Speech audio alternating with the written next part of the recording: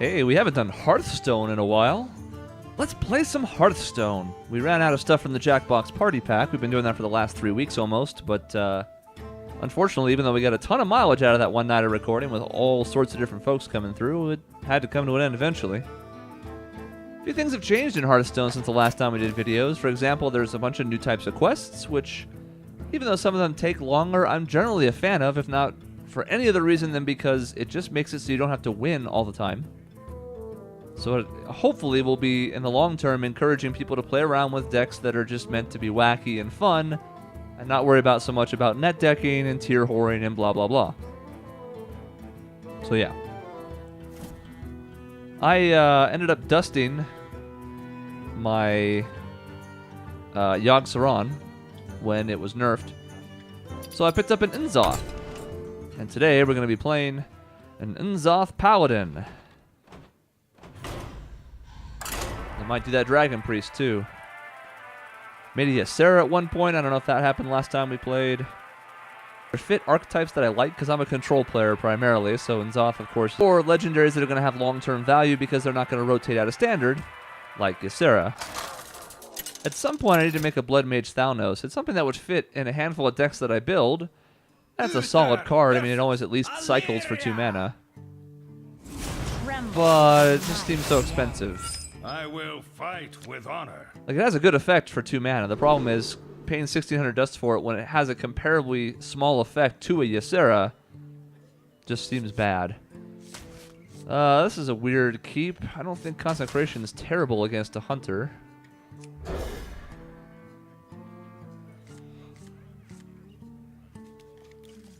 Hunters are kind of all over the place right now. There's the secret one with the 3/4 for 3 that lets you play secrets for 0. And I think they run tracking. There is still kind of an N'Zoth variety because there's the ever-popular Savannah Highmane, which is great to add to the list of death rattles you can put in, along with the usual Sylvanas and Cairn and all that jazz. Speaking of Cairn, there he is. Bit of a high-end early draw here. Turns out we should have just kept what we mulliganed, but who knew?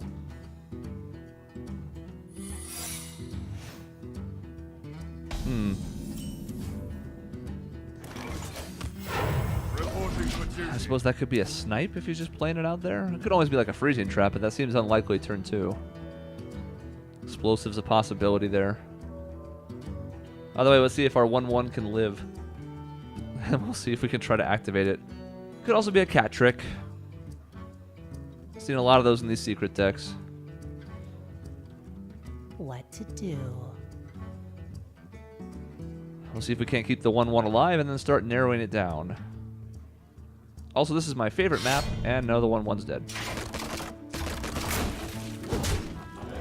In fact, this tells you about what kind of person I am. I'm actually upset about the fact that there's that corrupted version. So, I mean, if we play this in the snipe, we still draw a card. Could do the Loot Hoarder for the same effect, I suppose, but this is a little more on curve. Let the pain speak to me. Okay. Let's see if he wants to expend his last weapon charge, or if he's just going to let this rock for the time being. Tonight, a tale of glorious redemption. Come with me. Okay.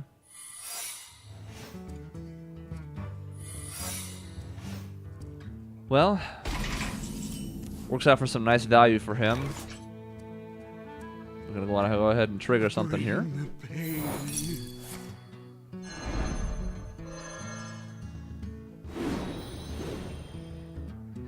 So we have some options here. We could True Silver to get rid of the Barns. Acidic Swamp Ooze is certainly going to have some value here.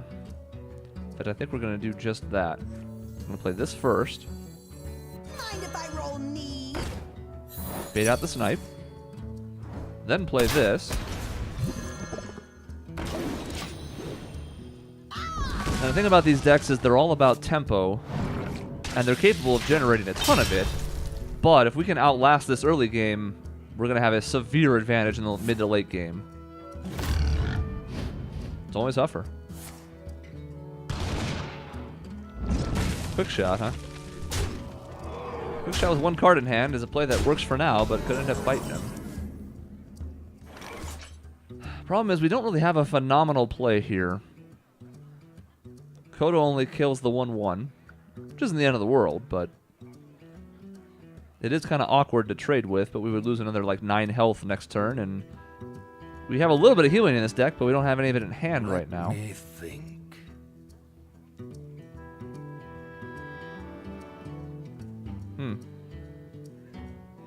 I think long-term our best play is to do this.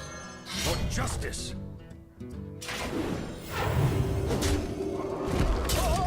Then we have to wait.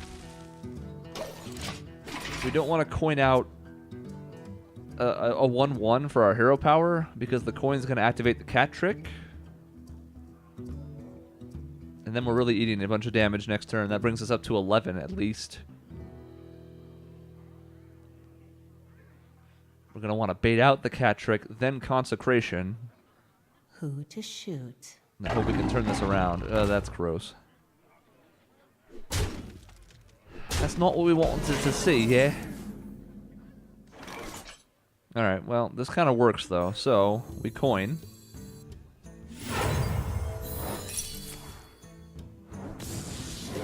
Consecration.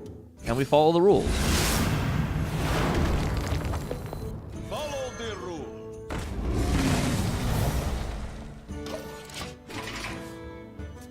And if he busts that into 2/2/2s, then we can go ahead and Stampede in Kodo.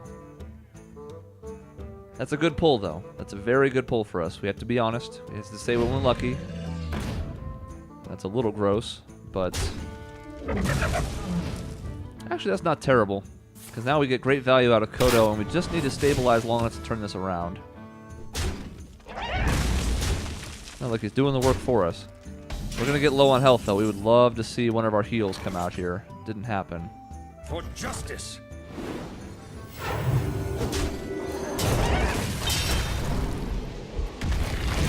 Reporting for duty. We are so close to turning this around, but we took a lot of damage to do so.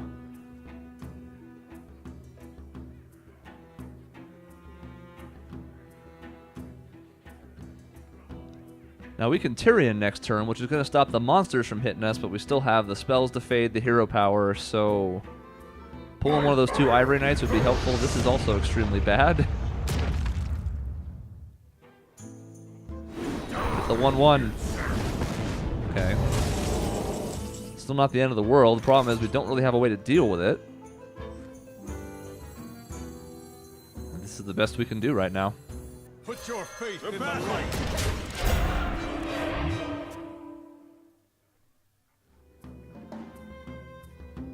The only other option essentially is like Harvest Golem and Acolyte of Pain to try and put out more targets for Ragnaros to hit. He's just going to go for the 1 in 3 chance to win, I would imagine. That seems wasteful, but okay. I'll never tell. Well, Yeah. Could have killed that off and maybe turned things around, but it didn't happen.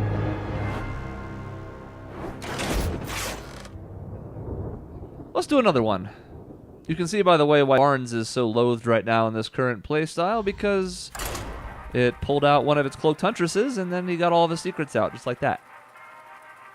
So that was an extremely swingy turn, because the same when it pulls like a Ragnaros. Good when you do it. Or a Sylvanas, or a Highmane, or anything that's got real high value out of what it does after it hits the field. Tyrion, of course, is also another example.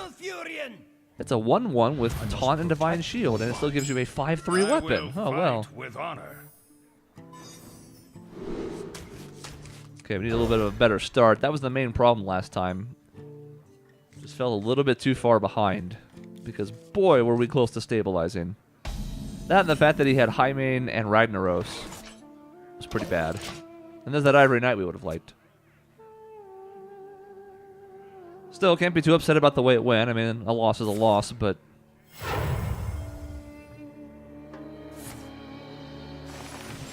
Astral Communion? Is this what we've run into? No, just Savage Combat. Okay. We don't have an answer for that, but I'm sure it'll be entertaining. Reporting for duty. So all we have to do is live another 2 turns, taking at least 13 damage in the process. That's not true. We'll play the Golem next turn, and he'll hit that with his face. So it's only going to be 10 damage, and then another 5 to kill it with the True Silver. So we're in good shape, I think. I think we're in good shape.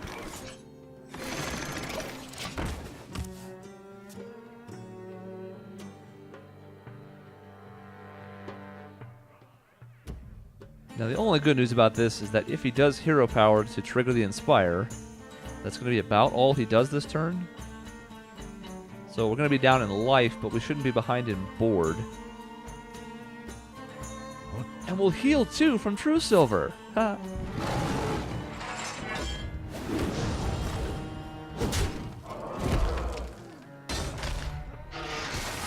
I would assume he hit face and not trade. No, good. Huh. Well, our play remains the same, because that's got to get out of here. For justice. Not too bad. 22 health. About even on board, about even in hand. We have a True Silver up.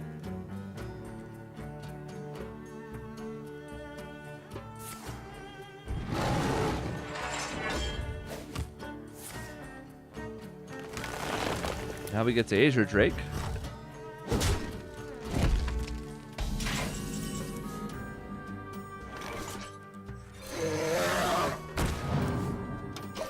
Okay, quality.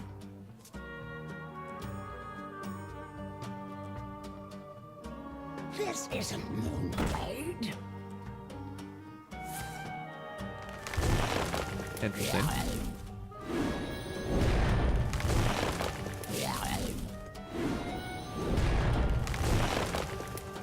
Power of the Wild. Yep. Even so, it's just 3/3/3s, which we're not the most worried about, to be honest. So rather than playing an Ivory Knight, I think we're just going to go here, kill off some of his friends, and work to get control of the board firmly in our favor.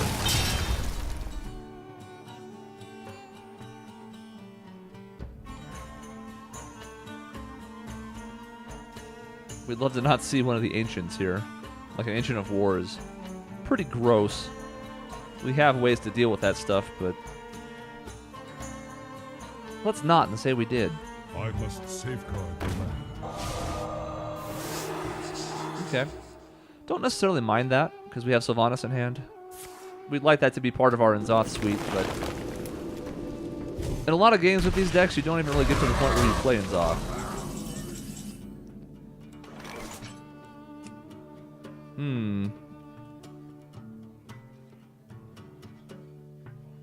Don't really see anything better than an Ivory Knight here, so let's see what we pull from it. You know, I don't really necessarily mind the Noble Sacrifice here. It's not the healing we're looking for, but at the same time, it gives us a play right now. For honor. It'll protect our 4-2 if he decides to try and trade with the 2-2. Forbidden Healing is also kind of a weird one. We could have looked to play that there just for the 2 healing. You want to be careful with this because the temptation is to try and get like 20 healing out of it, and really you're looking to play it in a turn where you don't have a whole lot else going on and you can get decent value out of it.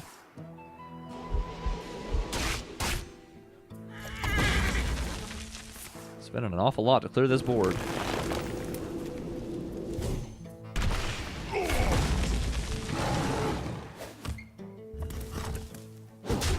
So we'll just Ivory Knight again.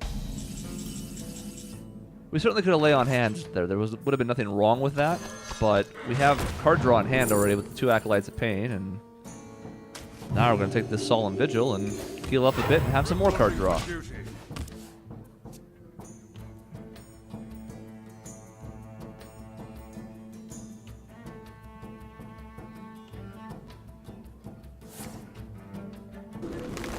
Living Roots, huh? I must safeguard the land. You know, I'm okay with that. Another night on the prowl. Consecration would be so nice here. Clear the board, leave him with 1 card in hand.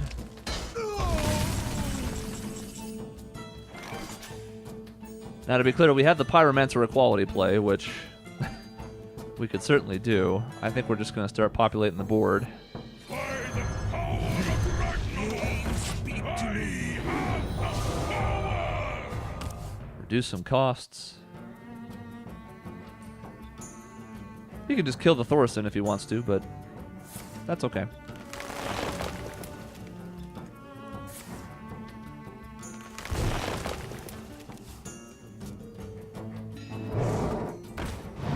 That's a nice pull.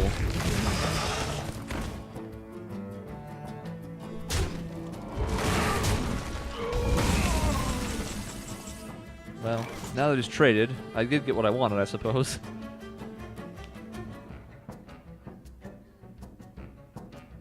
I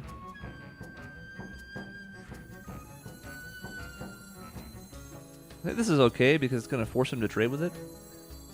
Let me He think. doesn't have to, but I have no time I'm going for to do that. games. Play this. Pain, speak to me. Summon a little dude and pass the turn. Going to keep this forbidden healing for now. We could have healed for maybe like 8 or 10 there, depending on how we wanted to configure things, but... Okay.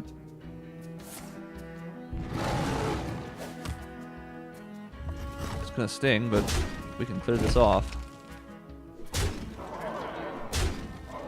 Leave him top decking. I haven't played a lot of them yet.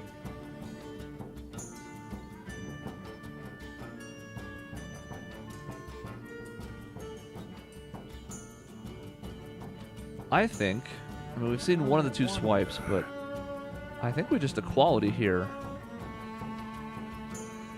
Keep everything else at our disposal. There's a lot of ways we can do this, but I think we're going to do this. Let This. none survive. Take his minion and the thing that's going to spawn out of it as a result. I'm going to do this, and now we're going to heal and make him feel really bad about his life.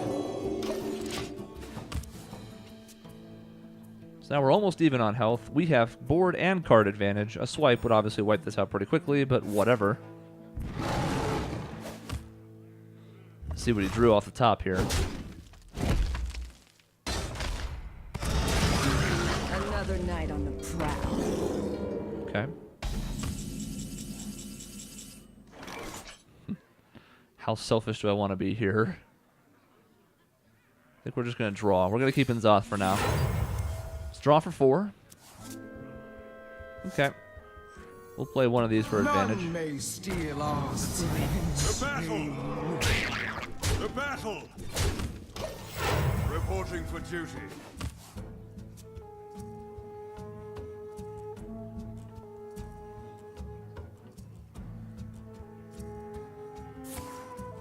We have some tools here if he does manage to draw something big.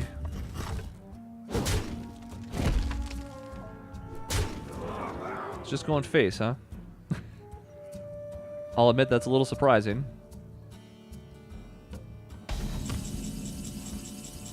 Couldn't even play what he had. The battle! The battle! Alright, well, if this is how he's going to play it, then we'll go ahead and play along. The thing you have to avoid in this spot is trying to hold on for a massive Inzoth when it's better just to play it when you have a control of the board and you can just play it for tempo, because he's going to lose now. There's nothing he can do about this. And he would have lost if he had traded with one of the 1/1s, to be fair, don't get me wrong, but seemed a little avaricious. Let's play all the spells. Let none survive. There's no reason for this, but I feel like it's appropriate. I concede. There you go.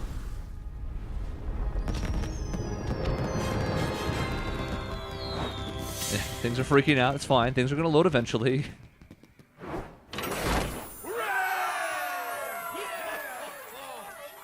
So that's a Paladin deck I've been rocking recently. I made it so that was one of the main reasons I made the Inzoth too, because it's a natural fit for that. It's one of the best things you can add in there to join the two we just saw, Karen and Sylvanas. Tomorrow, at the end of the week, we'll be playing a Dragon Priest. It's still Vesperia on the weekends, and then next week is question marks. We have Michelle coming into town, so it might just be Kingdom Hearts 2, and you're like, what? You guys are playing that? I know, it's been a while. Anyways, see you then.